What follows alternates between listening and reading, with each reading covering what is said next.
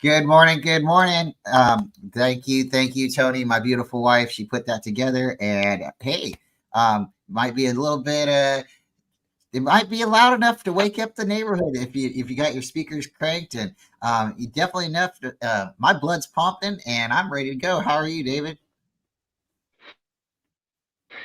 I'm just getting up. I woke up, I looked at the time, I'm like, oh no, because I thought I totally missed it. Yeah, we were.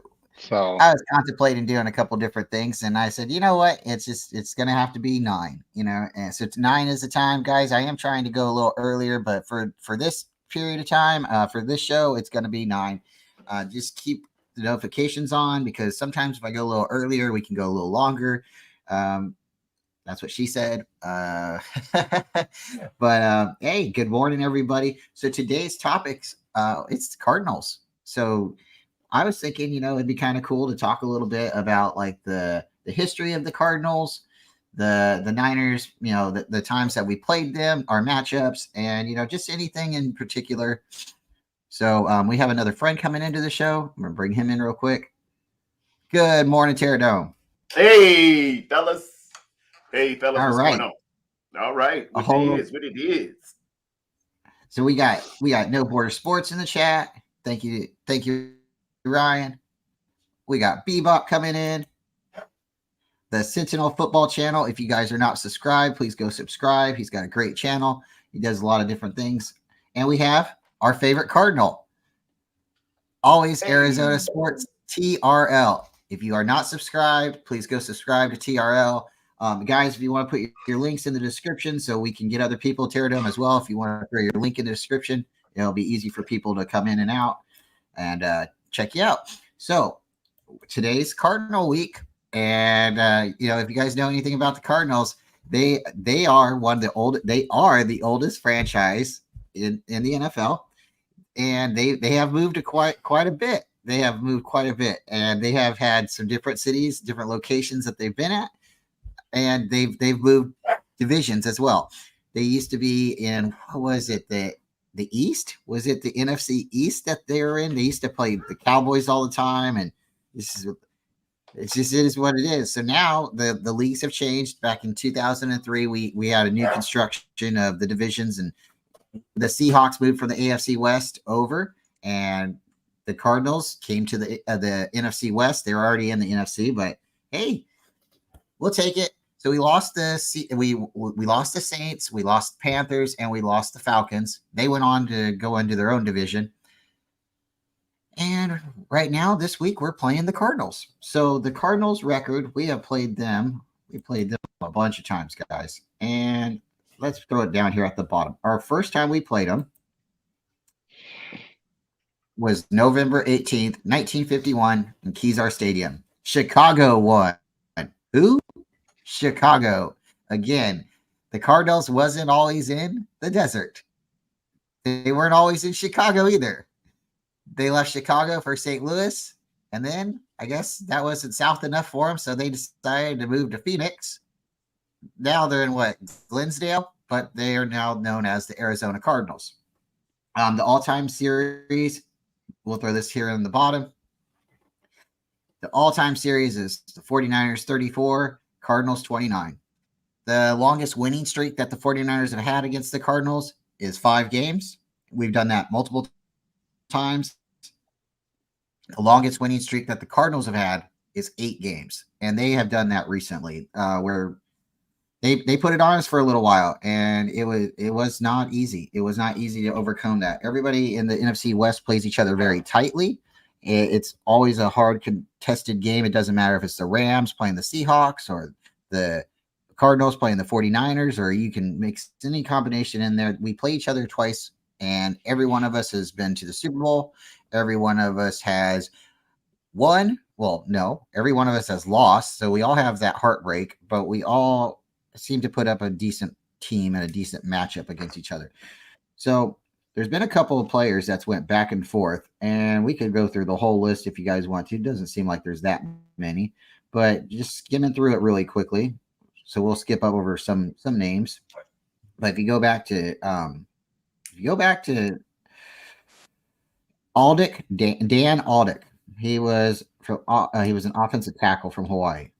Anton Bethea, Anquan Bolden, Alex Boone, Michael Brandon or Brandon Michael. I don't know. Tremaine Brock, um, Ray Brown. Keep going through. Tim Kohler, Chris Cooper, Michael Crabtree. Crab. Yep. Phil Dawson,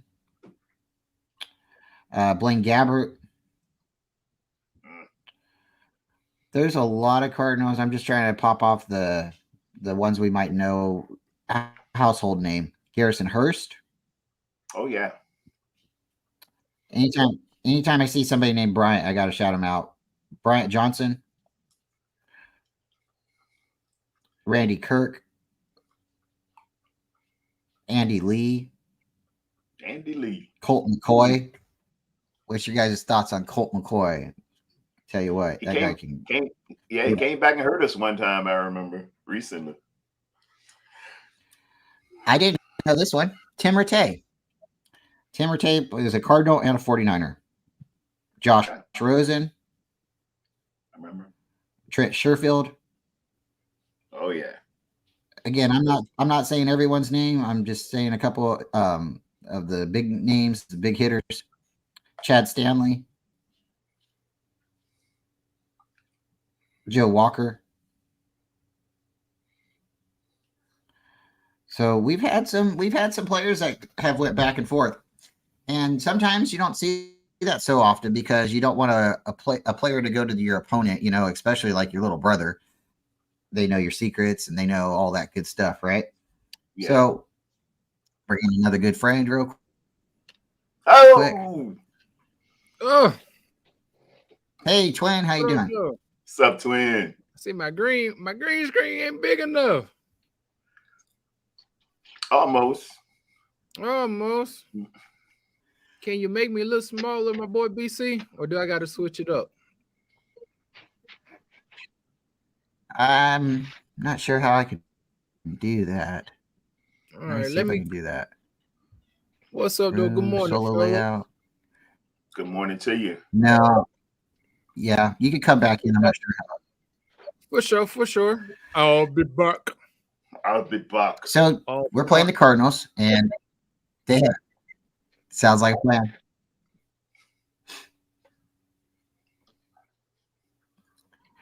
So what's your guys' thoughts of the Cardinals? Because at this point in time, I think they're a lot better of a team than they want people to know. I think they're a team that's going to put up, and they're going to take you to all the rounds. Through all the rounds, they're going to be standing when it rings, when that bell dings, and they are scary good. And people are, they're the Cardinals, they're tanking. Are they really tanking? Are they really tanking? When you put up 28 points against the Giants, right? And then for some reason, the Giants come back and win that game. But then you go ahead and you beat the Cowboys, and the Cowboys are supposed to be the Super Bowl winners, right? They're supposed to be, they already got the trophy in their hand. So when you do that, are you really tanking, or did you just show your hand? Because I think they're a lot better. I really, truly do. I think they might be strategically placing themselves in the draft so they can get, a decent pick. But at this point, I don't think they need a quarterback. I think they got their quarterback. And in fact, his jersey, if you want to buy his jersey now, it only took 3 weeks, but it's on the racks now. That's something to be said. When you believe in your quarterback, you put his jersey out there and you can sell. Yep. Wow. For the first 3 weeks, for the first muscling the little man out, huh? For the first 3 weeks, they didn't have his jersey on the rack. And that's kind of understandable. Kyler Murray is supposed to be their franchise, right? Yeah. But, he's not playing right now. So Dobbs is out there, and Dobbs was performing. Well, that first week, they just turned their head. The second week, they turned their head. Well, here comes Dallas. And, maybe that's what happened. He got to put the hat on because he beat Dallas, right? Everybody gets a jersey now. So it's jersey sales. That's something for the players. That's something for the team. That helps everybody. So I don't see Kyler Murray sticking around with the Arizona Cardinals much longer, especially if this guy goes off. If the Cardinals, have a 500 record or or just under 500, 8-9 or 9-8. I just don't see this happening, guys. It's I'm not going to say they are a trap game because we know who they are. We know who they are. We really truly do. They play us tight every year. Yeah. And when they don't play us tight, that's a rarity. We don't always blow them out, and they don't always blow us out. So let's throw it to Teardown. We'll go to David, and we'll give it up there to Darwin. We'll talk Niners and Cardinals, and then we'll go to Levi before the end of the show, and throughout we'll talk about your upcoming matchup real quick. Who are the Ravens playing? I believe it's the Browns, if I'm correct. Yeah, we've got the number one defense in the NFL this week, the Browns. Fun fact about the Browns in their 2 home games so far, they have not allowed a single touchdown at home so far this season. That's pretty difficult. And the Ravens are coming into that matchup with tons of injuries. So it's only the third game going on far. I mean, we'll see what happens. Yeah. Yeah. Big matchup in that one. Myles Garrett versus the backup left tackle, Patrick McCary. And he's hungry this year. I actually had them circled, when we look at the teams and we were going to say what our record was going to be prognosticating. I circle those Cleveland Browns. I got something a little going on with them. They got some ball players up there, and they're going to be a little something to play with. Of course, that was before the injury to Nick Chubb, but his backup is looking pretty serious as well. As far as the Cardinals go, you know how it's going to go, man. It's always a slog with them some kind of way.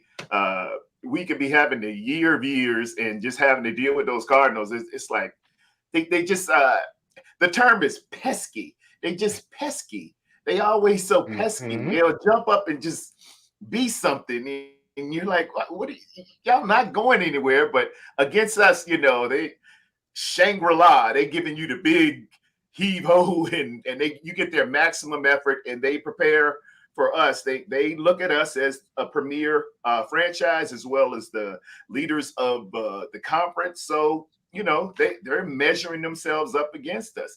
That being said, I did a lot of, looking at their film against the Giants and looking at the film against the Cowboys. And I think there are going to be some opportunities. Now, although Josh Dobbs is having a lot of success, he's a one-stare quarterback. He looks where he's going to throw. And with our, speed on defense and the way we get after people, I think that's going to really play into our hands. On the other side of their defense, they got a pretty good active linebacker, new linebacker. I think it was Kaiser or something.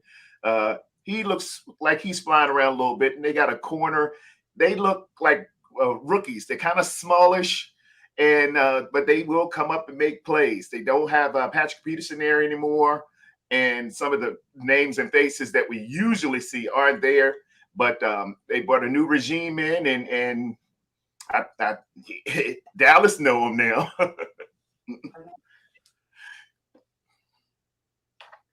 Yeah, big thing to be watching in that game. Looking at the injury report, Paris Johnson Jr., the first round left tackle out of Ohio State, selected by the Cardinals, is going to be questionable for that game. And if he's not there, Bosa gonna have a field day. Yeah.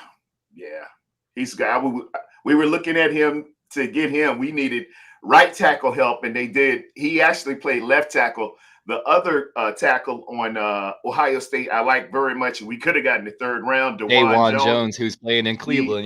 He's up in Cleveland, and that's why I kind of looked at Cleveland like, yeah, they're gonna give you some trouble. Whenever a franchise is getting ball players that you like or have been on your team, they know what they're looking for, and they picked up 2 of ours on waivers, Ilm Manning, as well as who was the other one? Was it?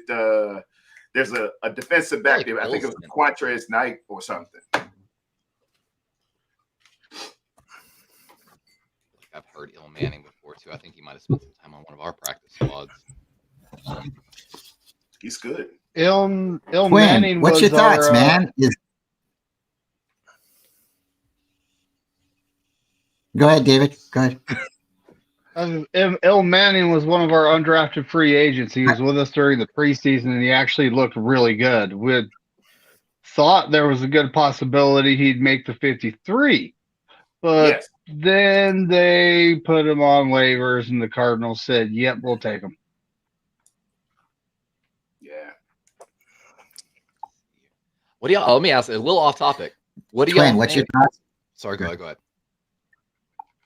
I don't know what to do. I was just I'm gonna in the say, Matrix. Twin, I'm in the Matrix. I don't know. Twin, what's your thoughts is on it Dobbs, Darian? man? Is it Brian? I don't know. Where did I go? Left, right?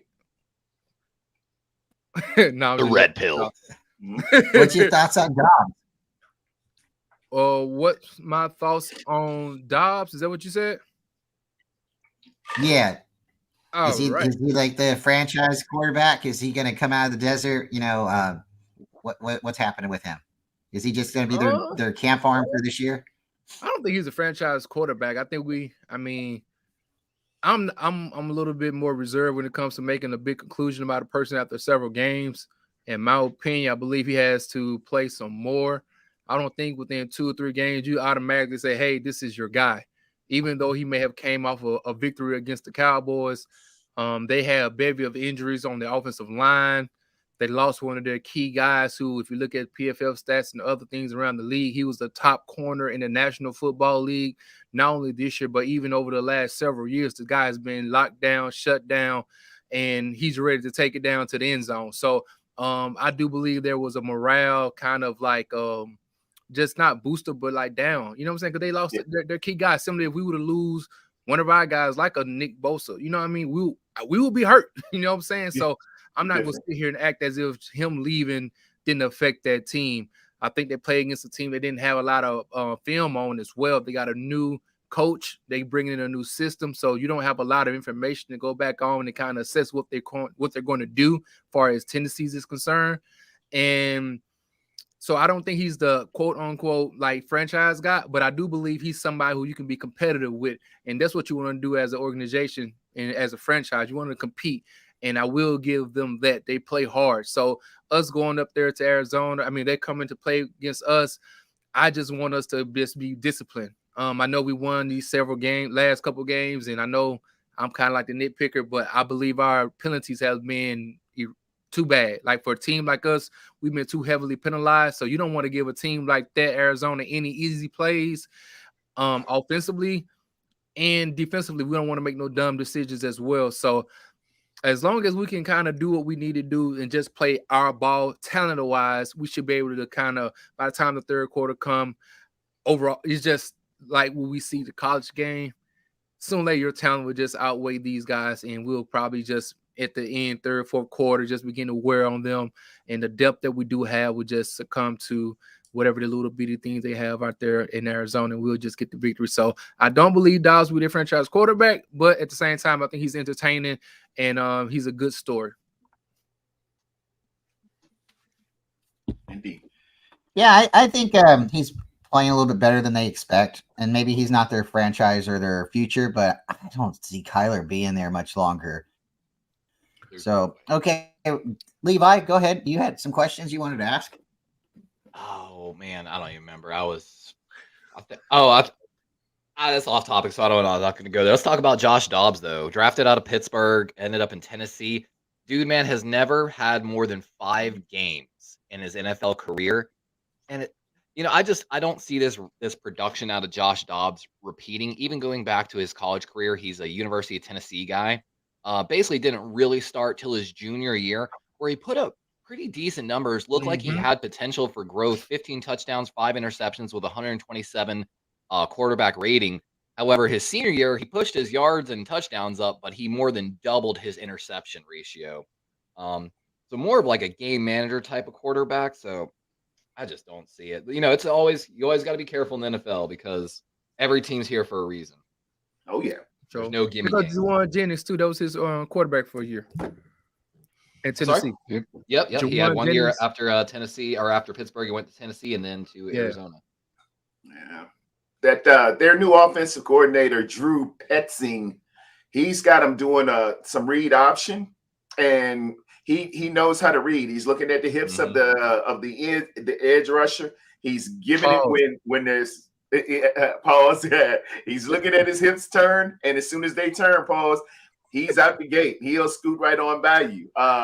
It's not a instinctive thing for that quarterback to hold that ball, ride him in, pause, and and come off that edge like that. Some people don't have it. I think I've seen him do it a number of times. I think he had about 55 rushing yards last week. Yeah, by the way, No Border Sports says Cardinals won't feed your family either. One of the worst organizations in football, according to that the voting by the NFL Player Association. Yeah. Historically. I don't know what he means by Ravens don't have meat. Some organizations can do more.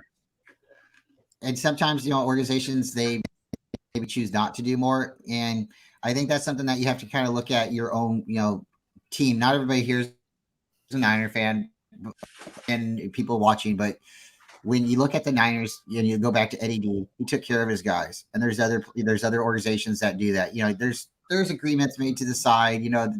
There's new cars, purchased for people and no one knows about it. Your mom got a house, your cousin got a house, but your owner took care of you, right?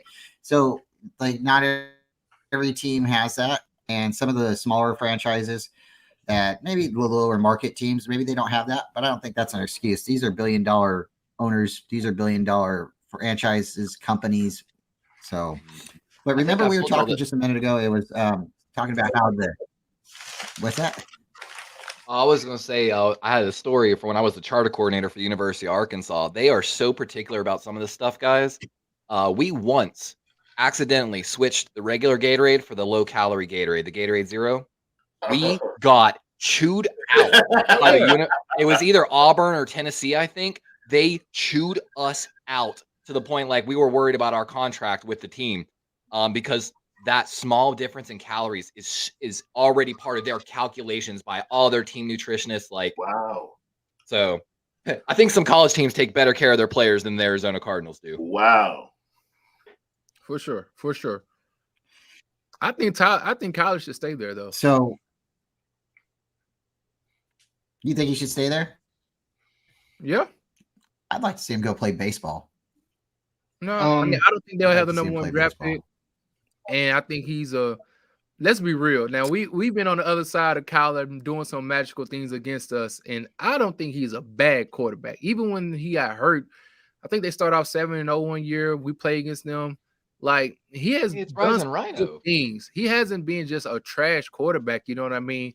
And to have what many people would say a head coach who was kind of deficient in what it is that he did with old boy. I forgot his name right now, but he wasn't really that good in college as far as a coach. And then he came into the NFL and got a head coach position. And you got somebody like Kyler Murray who showed all the talent in the world, not only throwing the ball, but then also his ability to run.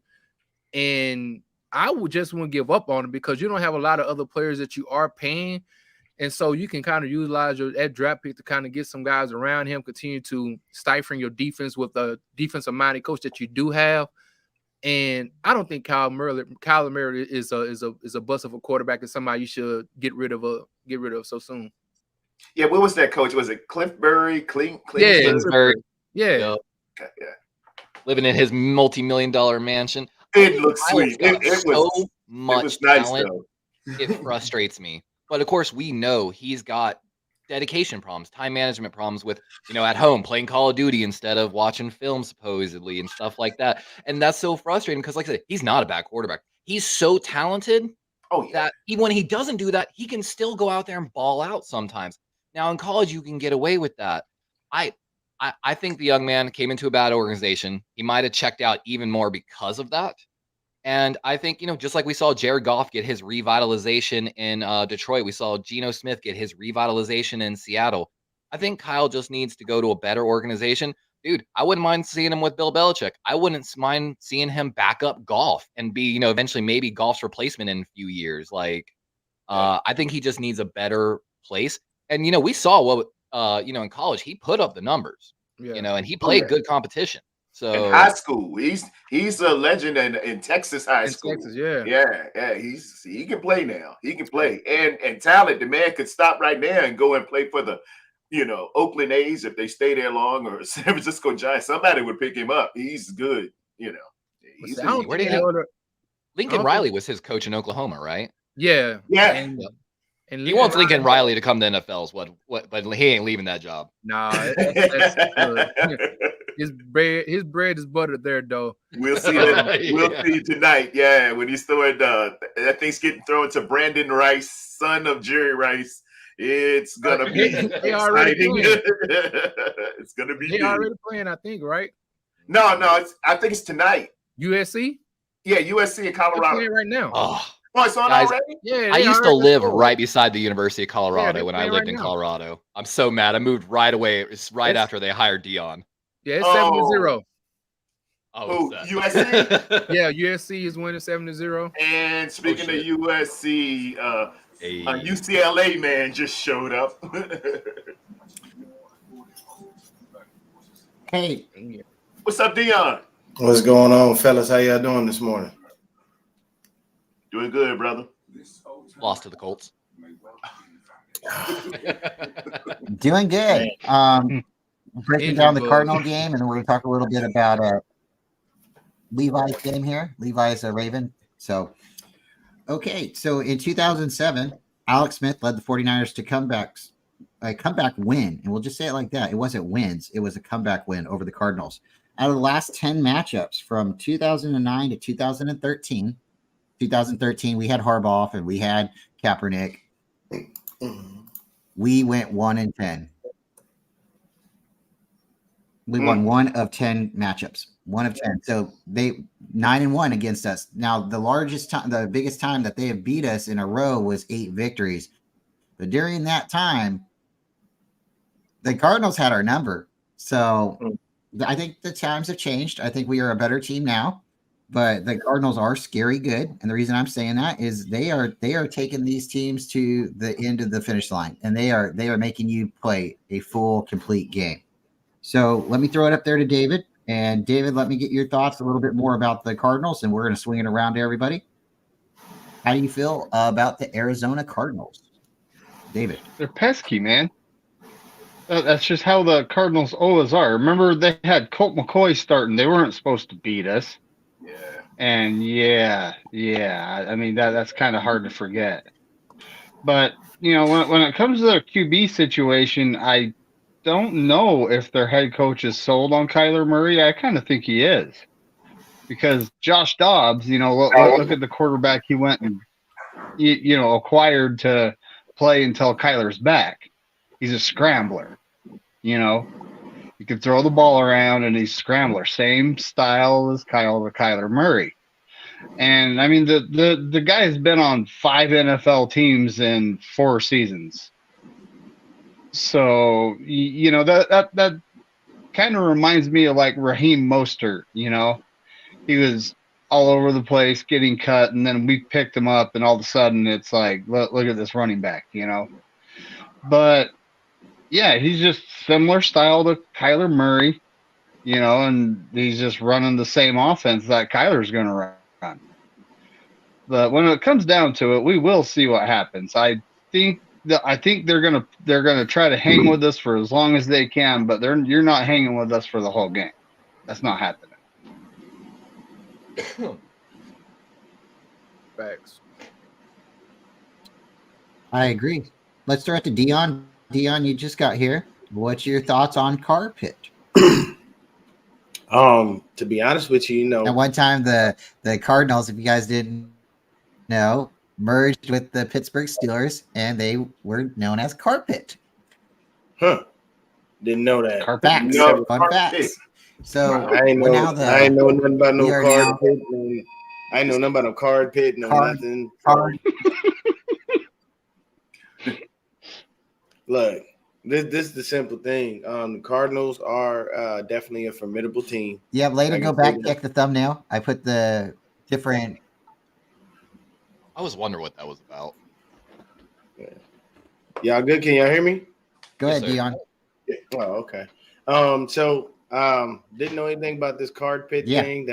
That's brand new. That's new news to me. The funny thing, our current defensive coordinator, his only 2 wins as a head coach are against us.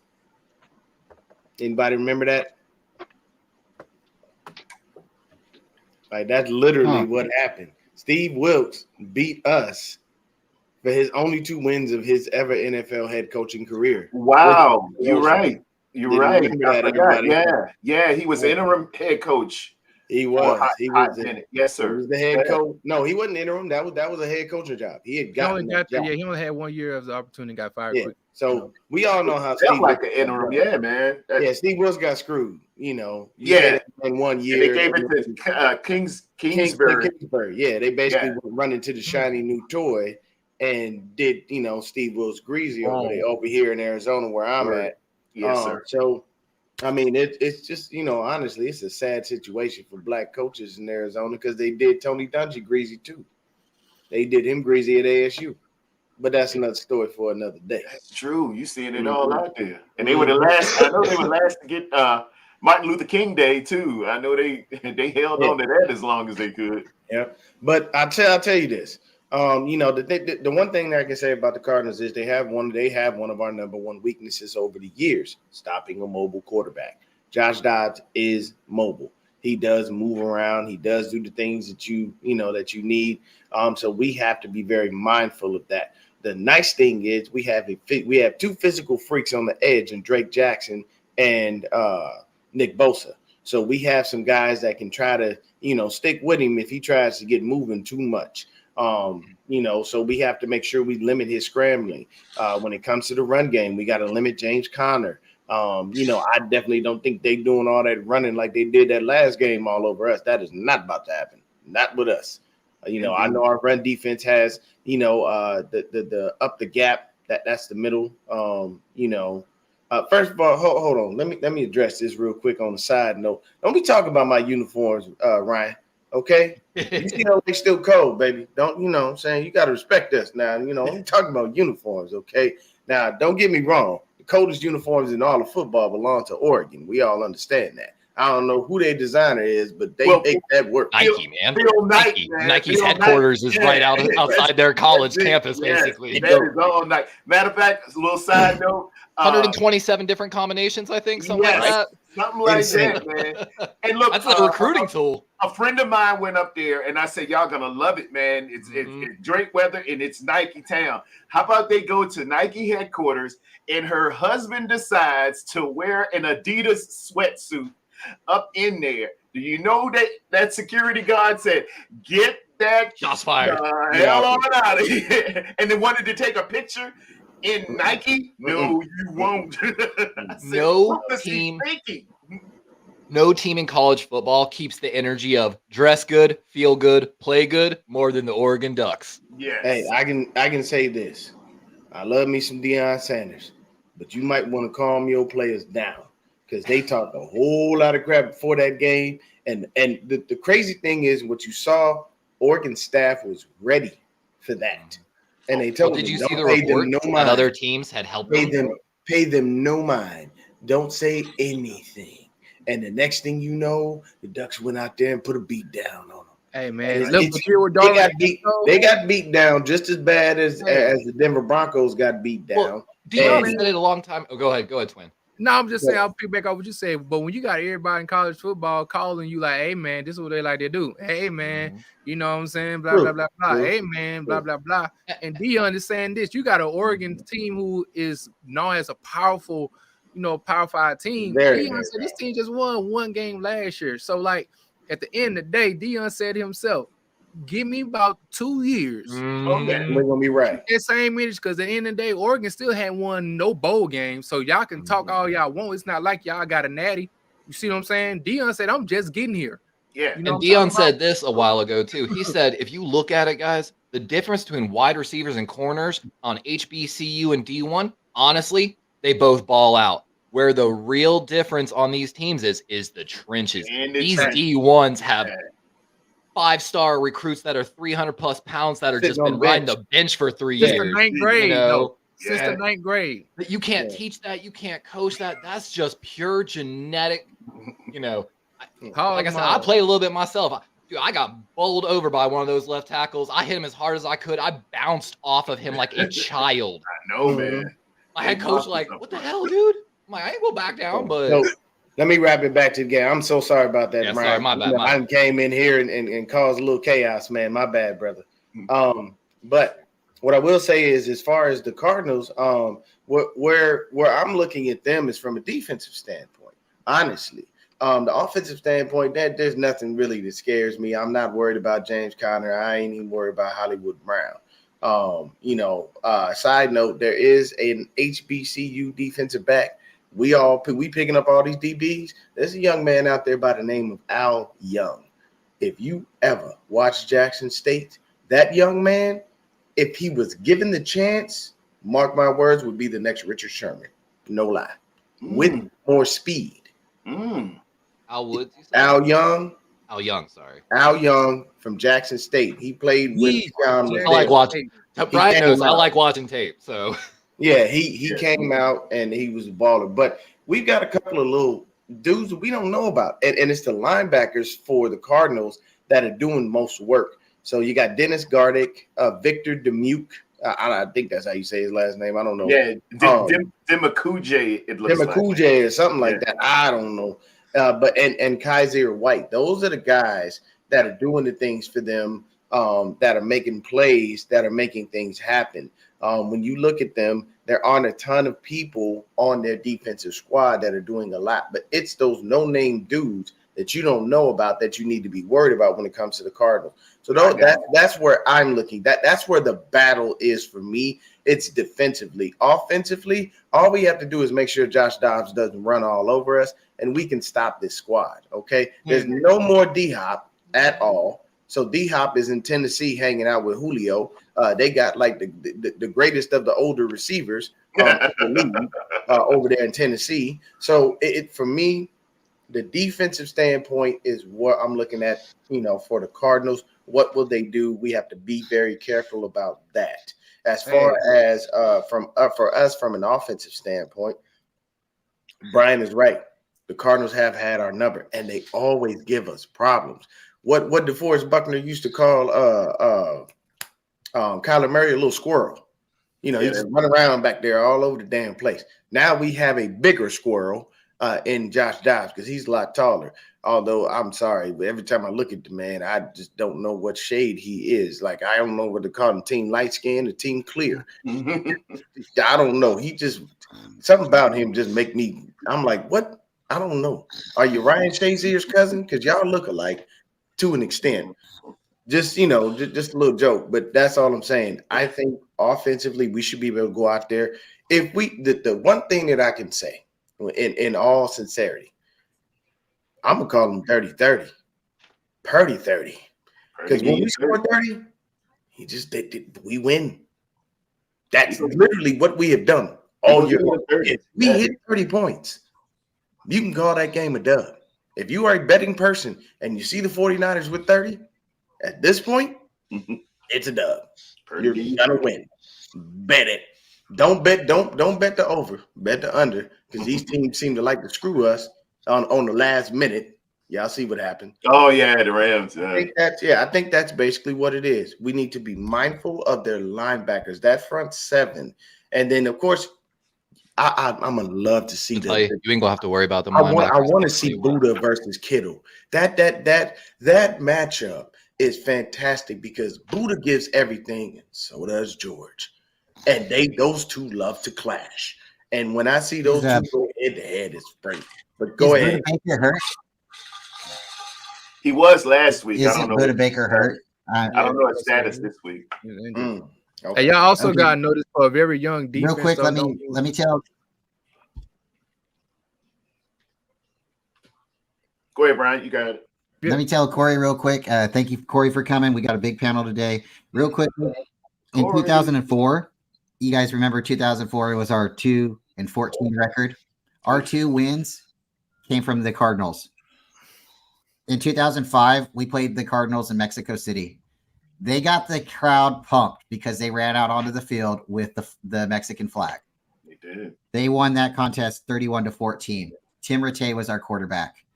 Then, we recently went down and played them. This time, don't say that name again. We ran out with the flag. So we got the crowd pumped. Well, here we go, too. Another caveat.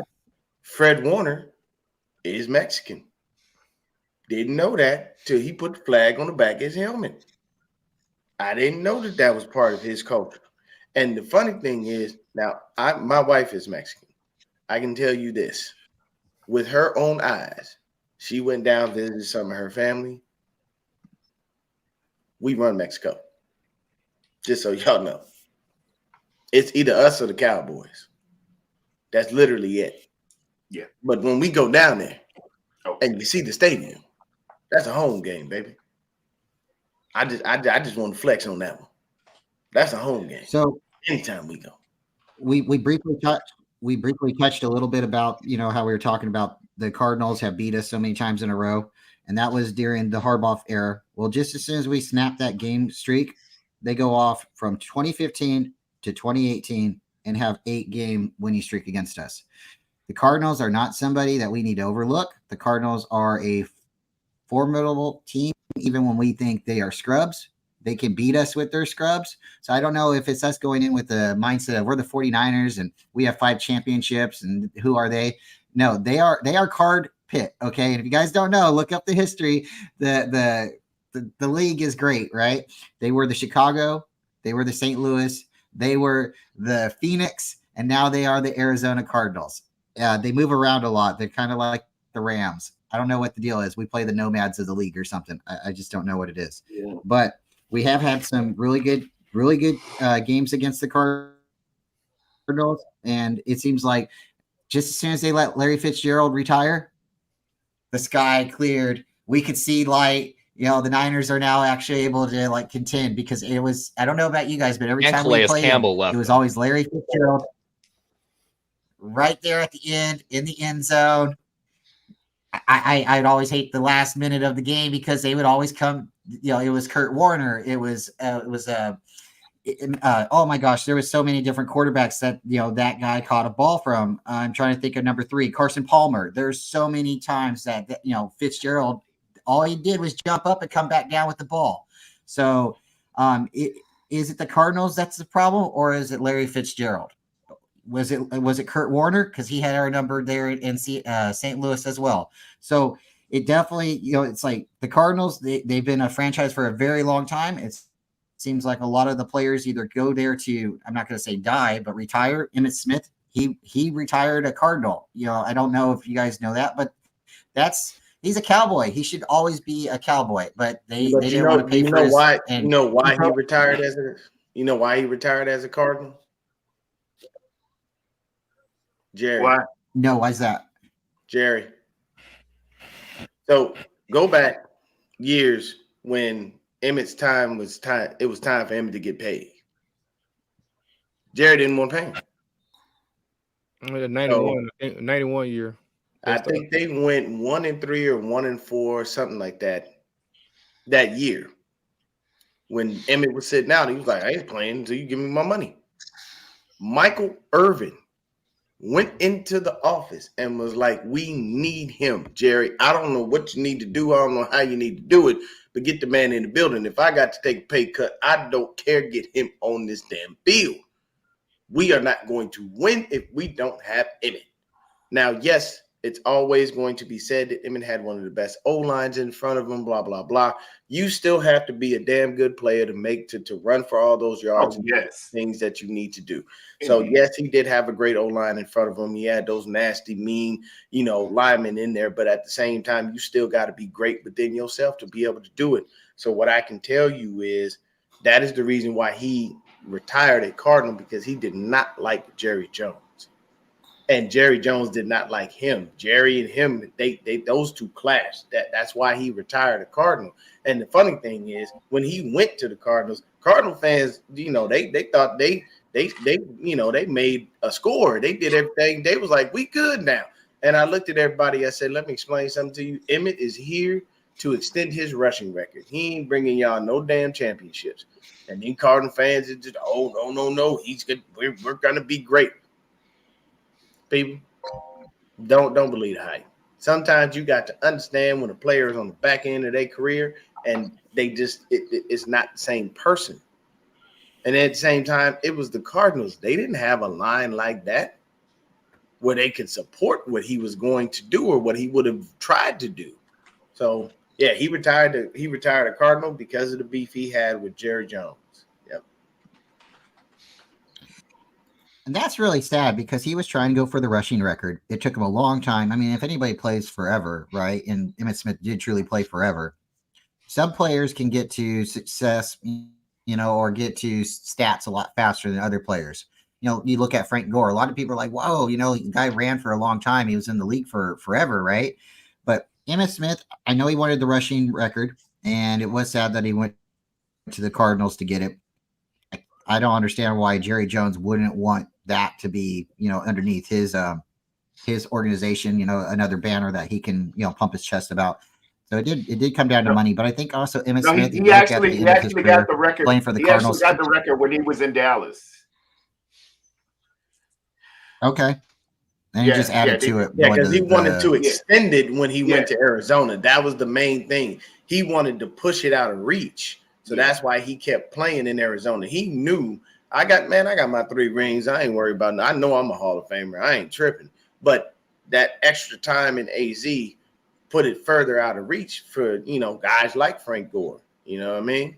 So it makes it harder. But, that Frank Gore, that's a legend name around here. We love him.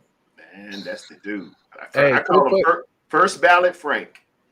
He's going in. First ballot. But he ain't first ballot. But I will say this. Anyway. Okay, now hold on, twin. Why? You got to tell me why you don't think Frank first ballot. Why? I don't believe he's a first ballot Hall of Famer. I believe whoever it is that he's going to go in there with, or the people who hasn't gone in there yet, will be a very big challenge for him. So y'all say first ballot. So when somebody like Patrick Willis is still not in the Hall of Fame, and somebody is like, these other guys that we can name that people would say was the number 1 or number 2 linebacker or top 3 Roger Craig in their time that they were rushing or playing linebacker, and they're not in the Hall of Fame. I don't think there was a 3 to 5 year span where anybody would have said that Frank Gore was a top 3 running back. That's not a knock against him. Like, I respect what he's done, but we got to be realistic in how this thing is done and how this thing is looked at and how these votes are made. So that's my thing with Frank Gore. First ballot, no way, because if some of these guys that we're still waiting to get in the Hall of Fame, who people around the league, far as not 49er fans, but my thing is first ballot Hall of Famers are when other people from other teams desire your guy. They want that guy. They say that guy was a beast. You see what I'm saying? And so when we say Frank Gore, there's not many people on any other team said I wanted a Frank Gore or Frank Gore was the baddest man running the ball during his time. That's not going to happen. All right, let me throw these names at you real quick. LaDainian Tomlinson, Curtis Martin, Adrian Peterson, Barry Sanders, Walter Payton, Emmitt Smith. You know who's third on that list for all-time rushing? We're not talking about rushing yards, Terrell. Yes, we're talking about in the time. You're running back, and you ran the ball, and you put 16,000 yards up. 16,000. That doesn't mean you're a first ballot Hall of Famer. That's a first ballot Hall of Famer. You can't dismiss. You can't dismiss those yards as a running back in this era. In this, you're not going to get a first ballot for a longevity. That's a first ballot Hall of Famer. That's not. It's like I could say AC Green is a first ballot Hall of Famer. Like basketball player because he played for 20 years. I could like that's not how it goes. No, it ain't. How long you played? It's you put up 16,000. Walter Payton has 16,000. How many all pros did Adrian Peterson have? LaDainian Thompson have? How many MVPs did LaDainian Thompson have? AP have? How many times were they were the number 1 running back in the National Football League? I'll be quiet. You can tell me however many yards you accumulated. Third all time in rushing. He was the number 1, number 2, and number 3 running back during his span. Third all-time rushing. That ain't all right. Third all-time. That don't mean nothing when it comes to the Hall of Fame vote. Tony, that means everything for a running back. So the reason. So the reason Frank Gore is not going to be first ballot, he will get into the Hall of Fame. I truly believe that in my heart. But the reason he's not first ballot, Roger Craig's not in. That's something. Right? If Roger Craig was number 3 all time, he would have been in. I advocate for Roger Craig. I done texted Matt Mayoko. I done been with everybody. He deserved to be in back in about 2000 and 14 or whenever he was, should have been in his window to get into the Hall of Fame. But I'm saying as a player, if you saw Curtis Martin go in first ballot, you better daggone well have Frank Gore in first ballot. Frank Gore was never in the same breath in his times fan as far as when they were at the peak of their career as my favorite Curtis Martin. So and then you got to look at it too. It's not about stats. It's not about stats. It's not about rings. It's about popularity. And Frank Gore, he was a very quiet guy. Everybody loves Frank Gore, but he's very quiet. So is he going to be the one making the noise, get me into the Hall of Fame? He cares more about getting his jersey retired with the 49ers than going to the Hall of Fame. He deserves. He's been on how many different teams? How long did he play? No Super Bowl ring. I mean, it's kind of one of those things. I mean, Russian titles. You look at Roger Craig, he's got 3 Super Bowl rings. Okay. I think he'll get there. All right, fellas, and now back to our regularly scheduled program. Hey, we'll see. Okay. So the Hall of Fame is a popularity contest. Very. I hope I'm wrong, but I don't see him going. And Frank Gore, he wasn't flashy. He was a grinder, and I honestly do think he earned the right to be in the Hall of Fame. Yes. Is he a first ballot Hall of Fame? I don't know. That's up to the East Coast bias people. So because of who the voters are, he probably isn't one. Although I do think he should be. Okay. Now keep going, Dave. You my bad. Go. Yeah. Well, that's the thing is most of the people that vote for the Hall of Fame have that East Coast bias, and that's the problem. Like, why do you think Roger Craig isn't in? Mm-hmm. And Frank Gore, he earned it. He earned his spot in the Hall of Fame. For sure. Running backs these days, this day and age, do not last as long as him. They're not putting up the numbers he put up. He was a constant professional. Made the Pro Bowl, did everything but win a Super Bowl. If he had that Super Bowl ring, he probably would be at first ballot, but he doesn't. And the East Coast bias, all those voters, they're not gonna vote him in the first time. The second time for sure, but probably not the first time. I honestly feel like that when we have like these Hall of Fame type things for any type of sport, I feel like it should be players. I don't feel like it should be sports writers, because the thing is your personal bias is going to come into play. And I think that honestly, you should have a representative from each team that is voting in on these players, because we respect the players respect each other more than these writers will. And if a writer has a bias, I'll give you the perfect example. His name is T.O. T.O., one of the greatest receivers ever graced the NFL field. Ever. Period. You don't believe me? Look at the numbers. And T.O. was a dog. And what Twin was talking about earlier, as far as being that guy, T.O. was that guy. But look at what happened. His popularity wasn't there. I'm gonna tell you right now. I've personally met T.O. It was not good interaction. Yeah, and everyone I've ever that met him, not good interactions. And I can tell you this: he balled out. I ain't going. I can tell you this: there are 2 players in the league right now that have some. I've also met Steve Mariucci. Some of the most ridiculous talent you've ever seen, and it was T.O. and A.B. And both of them have situations that have hindered them from doing what they need to do. The only thing that AB has over T.O. is a Super Bowl ring. It's literally all he has. And AB would still be playing if he learned how to keep his mouth shut and get his head together. But even if AB hadn't played another snap, there was at least 5 years, bro, that we could say he was either 1 or 2. Yeah. 1 or 2. Can I say something about T.O.? What kills me is I didn't believe all the bad shit about him. When I met him, he was playing for the Bengals. He had just torn his ACL, gone down for the year, had his surgery. His mama's from around where I grew up, so he was in the area, and I had heard how he had been such a great mentor to AJ Green and Jerome Simpson, who's a CCU alum, the guy that did the front flip, insanely talented, but just, I talked to guys that play with him. They're like, yo, he just can't remember the playbook to save his life. And that's why he didn't last in the NFL. But, and when I went up to TO, I was, about to say all these wonderful, man, I don't believe all this. I heard you've been such a great mentor. Even though I'm a Ravens fan, you play for the Bengals. I wish you the best. And before I could even get a word out my mouth, bro, he turned on me so quick. I was like, fuck you, dude, and just turned around, walked away. And he picked fights with everyone at the airport that day, basically. Yeah, and so you but, can't. He was going through some stuff, probably. Yeah, so. you can't do that as a guy of that stature because people look at you a certain way, and you got to be better about that. But I was trying to give him that respect. Yeah, and it hurts when you meet a guy like that and you get that interaction. But I'm gonna kick it back to BC. Let you take back over, bro. I'm sorry, I went and came in and brought us all over side notes of everything. We got to get back to this game, baby. Go ahead, BC. You got it. Yep. All right. Well, appreciate it. Let's throw it down to Corey real quick. Corey, you've been a little quiet since you came in. We appreciate you. Hello. And we've been having a lot of fun. I know. So it's the Cardinals. Corey, are you going to be barbecuing? Are you barbecuing Carl this weekend? No, I'm just gonna be chilling, watching the game. Yes, I said it yesterday that I'm a little nervous about going against Cardinals because I know the Cardinals always play as hard. We always seem like we talk about the Cardinals always all season. Oh, Cardinals ain't nothing. This ain't nothing. They ain't doing nothing.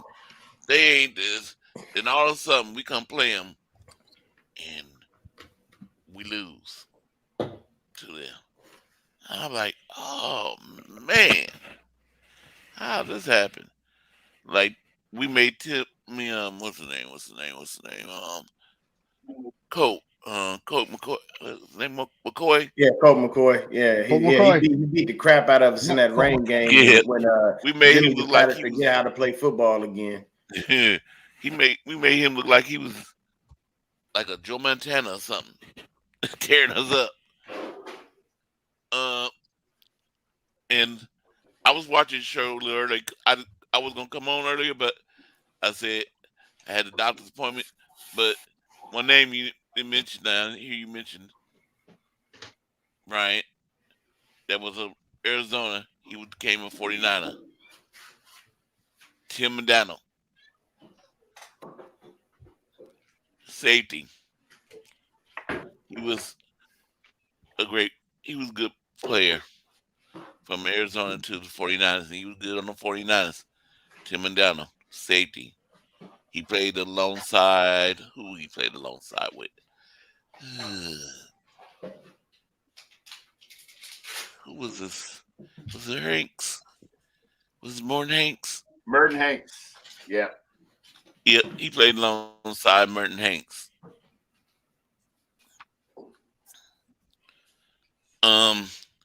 So this game, we're gonna face the Cardinals. If we do what we're supposed to do, and like Dion and everybody said, we get up 30 points, we always win. So let's get them 30 points and beat them Cardinals.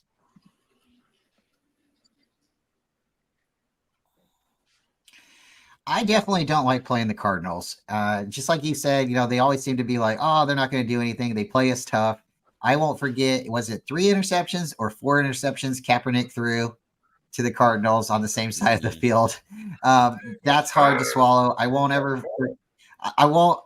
forget Aeneas Williams, hitting Steve Young. That's really hard for me to, so I'm not a Cardinal fan.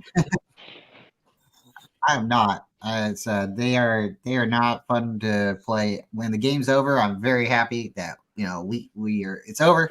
we either won, or I'm not happy that if we lose, of course. But yeah. BC. So, Twin, what's your thoughts, bro? What's your thoughts on the Cardinal game? And just so we know this, the defense of the Arizona Cardinals are a very disciplined team. If you look at their stats, they're like either number 1 or number 2 in just penalties per game, penalty yards per game. And so for a very young team like they have on the defensive end, they keep the change in front of them by not making mistakes. And that's what you need from a young defense, to not get in their own way. So I just give them props because though they aren't necessarily – they don't have like these big name players on defense just yet, but for early on in the season with a new DC, he has them playing disciplined football. And so that doesn't mean, again, that they're going to beat us or nothing like that, but there's just something we got to be aware of, that they're not going to try to shoot themselves in the foot. Offensively, they kind of not so much. They kind of are. Hey, here's a question.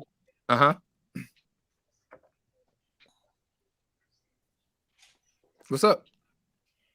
Mike, I have a little bit of a lag. I'm sorry, guys, but here's my question: I'm sorry, I'm having a little bit of a lag. Coordinator from the Eagles? Yes. Is the Cardinals okay? Gannon. Guys, I apologize. My internet's not the best It's today, Gannon. and it's been a really good show.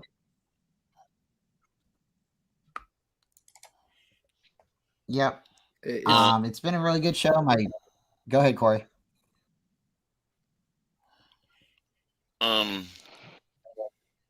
Yes, that's why I think one reason why they say they beat the Cowboys, because the defense coordinator and the coaches, from the Eagles, and he played them. He knew how to beat them.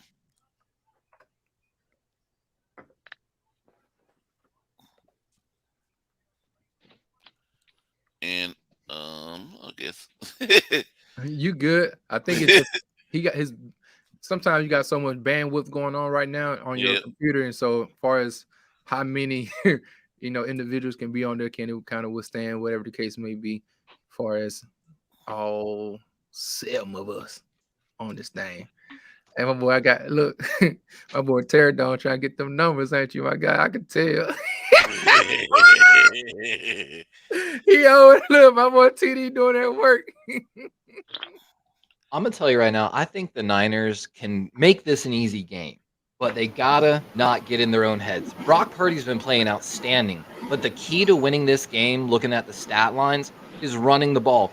Currently, right now, the Cardinals are somehow allowing 134 yards per game in the rush game, compared, of course, to your 49ers, like 50 yards. So y'all are, of course, both averaging about 200 to 250 yards passing per game.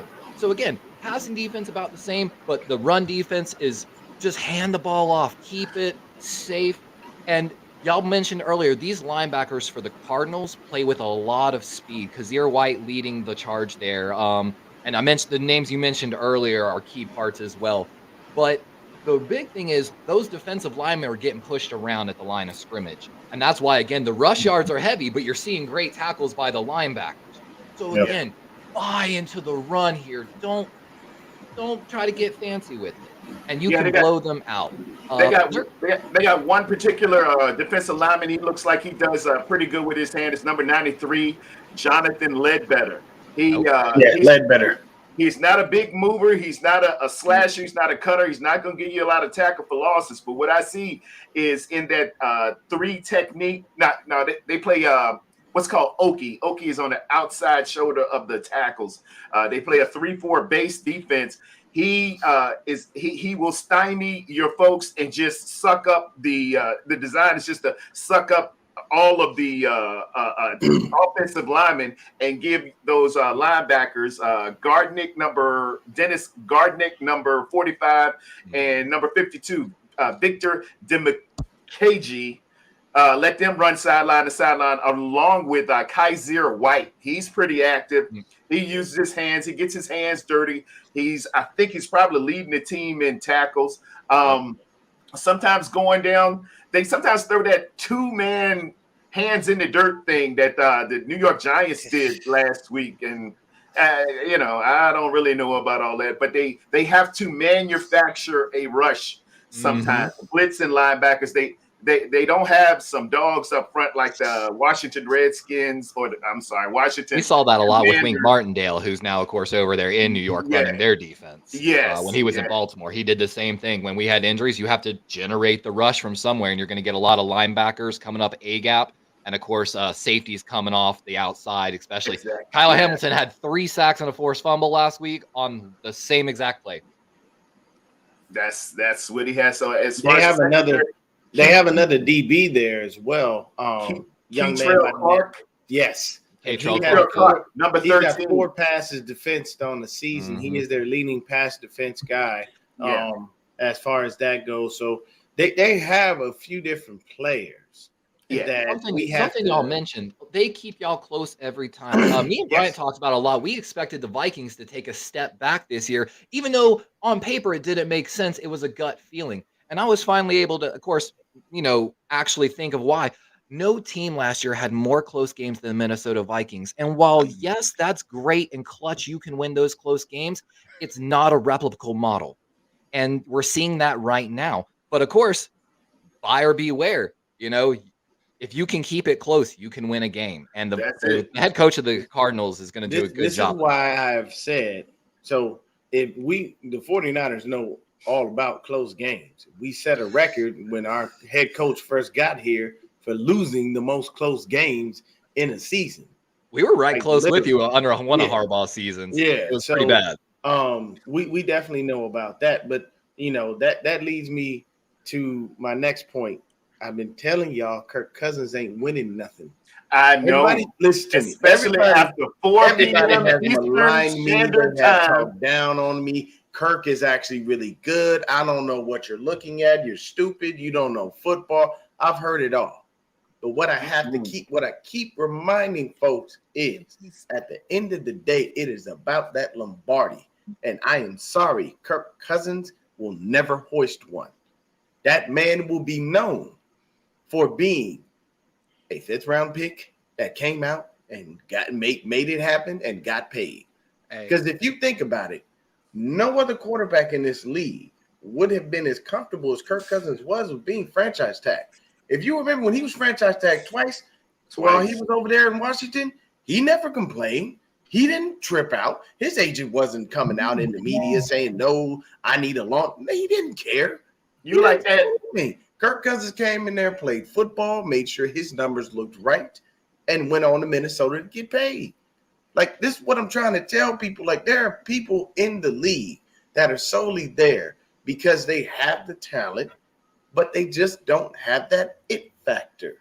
And Kirk Cousins does not have that it factor, which is why he will never win a Super Bowl. And he hasn't won one to this point. So anybody that bets against me on that, by all means, I'm taking that bet because he's not going to. I'm sorry. He doesn't. The team around him is not structured for him to win. Why would you let Dalvin Cook walk? And now you got Madison over there looking like hot garbage. You see what I'm saying? They let AP walk, and they thought Jerick McKinnon was going to be great. And we all see what happened. He didn't look anywhere near good until he got to Minnesota. Because he sat with us on the bench for years and years. Ungrateful, you know what? Lined his pockets. The man had the nerve to say what he said on Instagram. But the Cardinals consistently give us a hard game. I expect this to be hard fought. I expect us to go out there and hit each other, punch each other in the mouth. But I can tell you this, at the end of the day, I expect us to land that Mike Tyson blow to the body that makes you quit. And we will. We will. Brock Purdy has done exactly what he's needed to do. And one thing that I will say is I look at Brock as a top 15 quarterback. I'm not going to give him top 10 yet. I know a lot of people feel like he should be thrown into that conversation. You need way more of a body of work before somebody can put you into the talk with certain people. And all I'm saying is let's give it a little more time. I'm not saying I don't believe in Brock. I'm not saying I don't like him. I'm saying give him more time. Let the man develop. Let him play. Let him do what he's supposed to be doing. Let this be a continual thing. I can tell you this. If Brock gets us to 8-0, 9-0, it's a wrap because we should be headed right back to the Super Bowl. That's going to make me reminiscent of 2019. The only difference that I want is I just don't want my head coach to get comfortable again. Please don't do that to me and break my heart. Okay? Don't get comfortable again. You've been going for it on 4th down, and you've been doing things a little differently, and we've seen a few different wrinkles. Hey, man, let's make it happen. And I've also heard good things that Brock has been working on his deep ball. I heard that after practice, that's all he does is work on throwing the deep ball. Now, can he hit those plays? Let's hope he can. I want him to. What people have to understand is, like, a lot of people were always, I got ripped on Twitter because I said that I didn't feel that John and Kyle needed that extension right now. I said that I felt like, hey, once you bring me a Super Bowl, then we can start talking extension. I gave you one already because when they got to the Super Bowl, Jet extended them. So they have several years left on this deal. So for me, I was saying, simply put, bring me a Super Bowl, then we can talk about an extension. But until then, I have to start thinking about things. And I know everybody's like, well, who you gonna replace him with? And why you hating and all that? It's not about hating. It's about looking. And I keep telling people, people get enamored with the last couple of years. You're not looking at the whole body of work. Look at it as all-encompassing. When you get a promotion at your job, at your actual place of work, do they look at what you've done for the last 6 months, or are they looking at a body of work? They are looking at a body of work because that company is saying, if I'm going to give you more money, if I'm going to promote you, or I'm going to let you move to another position, I need to know that you were great at what you did. So when you go elsewhere, you'll be great there too. I am holding Kyle and John to that same standard and saying, I appreciate the consistency of being competitive. At the end of the day, I don't care. Get me a ring. I have a question.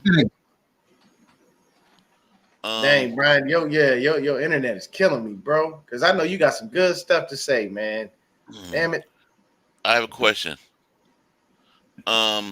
With Mitchell's out now, do you think we're gonna bring in Jordan Mason? Mitchell out? Mitchell hurt again. Oh Lord, come on, man. He ain't even played enough. You can't make the club in the tub. I'm done. You know what? Elijah Mitchell, I love you, but no, goodbye. I'm done. I'm tired of it. If you get a trade offer for him, take it and ship him out of here. I'm tired. I'm tired of watching somebody with all that talent. I was telling them over the summer. Got glass for knees. I'm done. I am done. I treat you like Jalen Hurd. You just know all that talent. No, get on. Go on. My bad. Go on, finish your point, Corey. I'm sorry. That just set me off because I'm so tired of watching them. You ain't even barely played. Come on now, bro. With Mitchell's out, do you think CMC is going with Kyle Shanahan going to do like he with the Rams, have CMC running the ball, or is he going to give Jordan Mason a chance? Putting him in there. I would think Jordan Mason would pick up a little bit more. I would conventional wisdom says Jordan Mason should get more carries, but I think some of it's Kyle and some of it is CMC himself. It's some running backs that got to get into a lather, and I think CMC likes to get 20 and 22 carries, and he feels like he can do it. I know it's some trepidation in terms of the fan base. We're like, don't wreck my car. It's good. Don't use it so much. Don't do this to the Ferrari. But in that guy's mind, man, he's like Tommy Egan on power. He wants to get out there and get it. And Kyle says, I got plenty of work for you. But I love Jordan Mason. I've been a Jordan Mason man since I seen him in preseason 2 years ago. But I would think that if you're smart, you got Super Bowl aspirations, so you got to realize that sometimes you got to protect people from themselves. And again, we're not a team just trying to sit here and make a little short run. We have the team and the ability and the roster to make sure that we can make it to the Super Bowl. I like to tell people sometimes your best predictor of future events is if you look at what happened in the past. Every year we've had injuries in our running back. Every year we've had another leading rusher in the running back. Same thing with our quarterback situation. Every year we've had multiple quarterbacks to get hurt. So what we have to do is not get in our own way. So at the same time, I enjoy Kyle Shanahan's ability to be smart and to create these plays. But at the same time, you got to realize that you need to control yourself as far as what it is that CMC workload needs to be. And the same thing far as even Brock Purdy, as far as putting himself in danger. You got to protect some people from themselves, because at the end of the day, when we got to go here and play against these upper echelon teams with some physical running backs, some physical offensive line or physical defensive linemen and physical hitters, you need to be able to have your body shouldn't be worn down and tore down. You at least to have some type of thread left on the tires to be able to finish the mission, especially when we know that December football, January football is won not only in the trenches, but also on the running game. So I don't mind Kyle wanting to run the ball, but at the same time, we got to be judicious in how we want to do it. This is why you have the depth that you do have. We already should have known that Elijah Mitchell maybe not would have been healthy. So this is why we have a TDP. This is why you have a Jordan Mason. You want to make sure you don't get all these carries early on in the season and have enough in the back end to continue to keep this going. We got enough talent around us as far as the skill positions to make sure that you can divvy out these plays to other players and they can be able to pick up the workload to make sure nobody's carrying on everything on their own. I'm going to ask Darwin to expound on his comment that he made. What do you mean steps per second? Talk to me on that. So Sports Science did a segment on Christian McCaffrey, I believe when he was coming out in the draft. So steps per second, if you watch Christian McCaffrey, you might look like, man, his feet just look like they are so fast. It's something, because y'all know Christian McCaffrey. You know the lineage of his parents. You know, the way he has been taught to run. We teach people all the time, when you want acceleration, what do? You gotta get them feet chopping. You gotta pick up what is known as your steps per second, short strides. You short stride into your long stride. And Christian McCaffrey's short stride is so quick. That quick burst not only gives him acceleration, but gives him unreal change of direction ability, which is, and again, as a high volume carrier like he is, why would you not? Because with that change of direction and ability, if you get good blocking and get to the second level and you just got to make one or two man miss, and your change of direction is top 2 percentile probably in the league, just like Zay Flowers is now for us. I'm going to ask the coach for 20 plus carries every game too. But he was unreal, and no one in the league was doing it like him when he first came in, and that's what got him a lot of money. And you know, the funny thing is that now, of course, with the times, and we have Sports Science and things of that nature. I knew about steps per second in a different manner because I ran track. Yeah. Mm-hmm. So and that's where he learned. I would have to run track against guys who were taller than me. So what our coach would teach us is stride lengths, steps, all of that. Because people that would be taller than me would still not be able to beat me, and it would blow their mind. I remember I had a meet. We were running 100, and this guy walked up, and he was 6 foot flat. Yep. But he's one of the people. He's all legs. I'm like you ever seen a woman and you see her, she tall, but it's just all legs mainly. You know, that's just the length of her body. That's what it is. So this guy walked up and he stood next to me, and he looks and he goes, I literally heard him say, "This is gonna be an easy win. This dude's short." And I said nothing. And I usually talk. Don't get me wrong. I was the Dennis Rodman in the track. I talked all kinds of trash. Okay. I look Terry don't he's like, yeah, I think that much. But yeah, I can believe it. When he lost, it blew his mind. He was like, how? And he came to me, he said, how did you beat me? I said, because for every long stride you're taking, I've already taken 10, 15 steps. Mm-hmm. And I'm moving at a faster rate than you are. That long stride length you have is great. You cover more ground. But the issue is, while your leg is coming and you are pressing down into the ground to push off and bring your other leg forward, it's literally like this. Basically, your top speeds are essentially almost the same, but you're hitting your top speed at such a higher rate I get that he never has the ability. As long as you don't run out of steam completely, there's no ability for him to truly make up that difference unless he is elite level top speed, which and that was what it was. I was a great starter. See, I never had a short. If I caught you slipping off the line, you could kiss it goodbye. You were done. Don't come in there and be a slow starter. Surprisingly, Marshawn Lynch.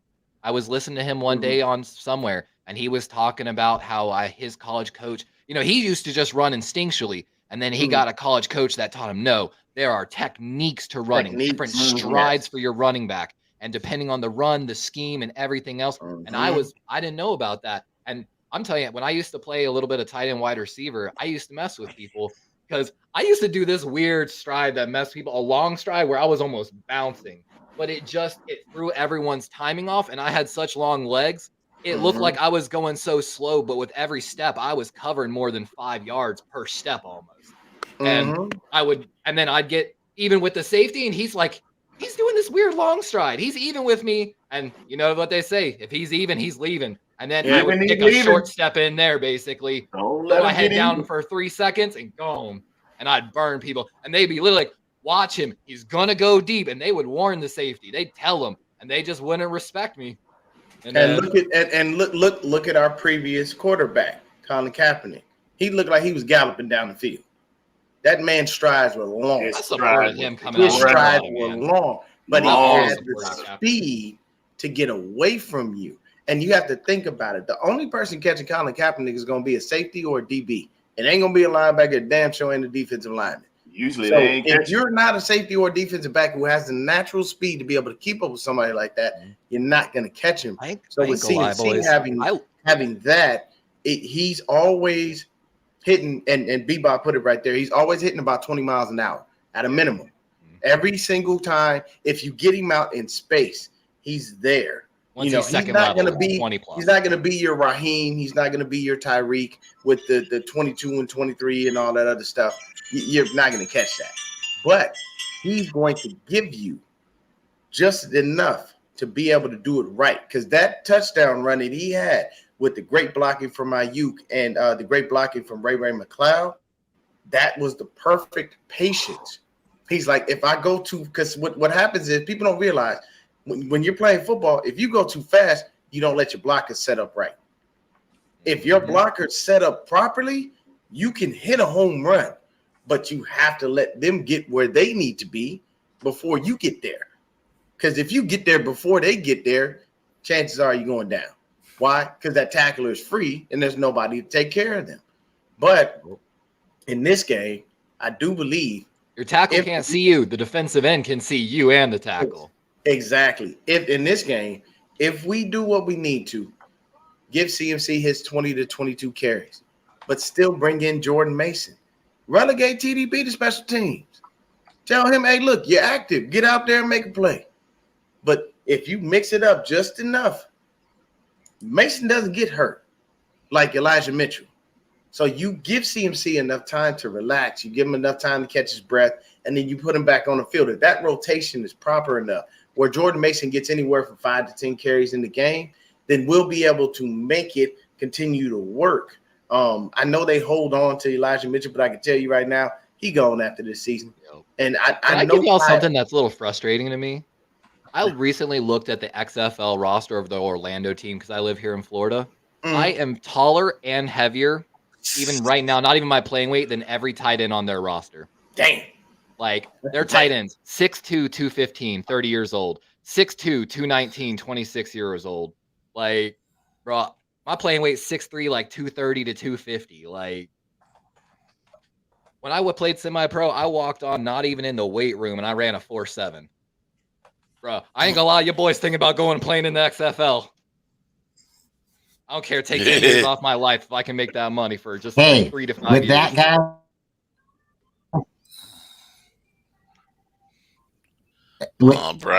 With that show. Great show. Oh, boy. Oh, boy.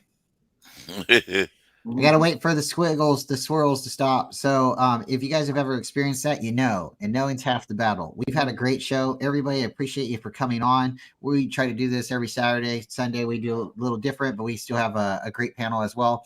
Thank you, everyone. I'm going to put the description, the link for everybody here, so you can come back and check us out. Everyone here, there's a great community, and we really do appreciate you guys coming through. Levi, I'm sorry we didn't get to your breakdown as much, but if you haven't noticed, my internet's not the healthiest today. We would love to have you come back next week. We'll talk it all up again. Guys, remember, it's the Cardinals. Eat some chicken tomorrow, spicy chicken, barbecue chicken, whatever you want to do. But we'll be back. So tune in tomorrow if you got time, and make sure you hit the like, subscribe. 4 away from 200. So if you can tell somebody about my channel, help me out. I'm trying to get to 200. I appreciate it. 4 away, everyone. And with that, go Niners, stay faithful, and we will see you again real soon. We're out. Go Niners.